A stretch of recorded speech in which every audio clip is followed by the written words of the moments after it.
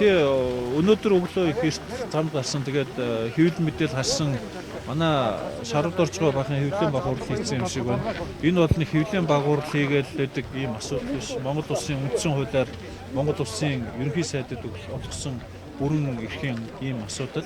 Тэгээд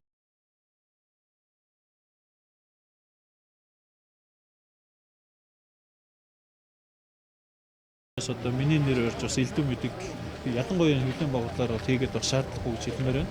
За ер нь бол шадар сайтын асуудлаар одоо яг энэ шадар сайтынхаа үүрэг гүйцэтгээр явж байгаа Оюунбаатар шадар сайттай мөн Монгол Ардын Хувьсгал намын дарга энх хоёр даргатай бид гурав хамт сууж байгаа их олон янзын хувилбаруудыг бол ярьсан.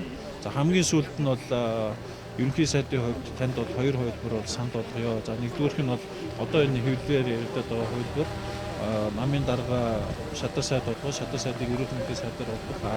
Нөгөө хоёр дахь хувилбар нь бол ангаах ухааны боловсролын их сургуулийн захирал Лавгсүр ингээд бас салбартаа эрүүл мэндийн салбарт нэр хүндтэй юм юмч одоо мэргэжлийн хүн байдаг.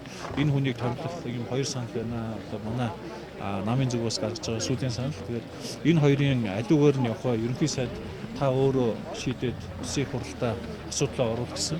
Тэгээд би шадар сайд Монгол Ардын Хувьсгал намын даргатай бид гурав сууж байгаад би ерөнхий сайдын хувьд энэ Лавгсүр гэдэг захирлыг дэмжих нь зүйтэй энэ саналыг би дэмжиж оруулна гэдгийг хэлээд гаргасан байгаа. За харин дараа нь Монгол Ардын Хувьсгал намын тэр нарийн бичгийн дарга нарын хуралдаад надад Баянсэлэн гишүүний одоо бүлгийн дэд даргын гишүүний бичиг оруулсан. Тэрүүгээр агуу эхний хувилбарыг явуулах нь зүйтэй гэж манай нам үзлээ.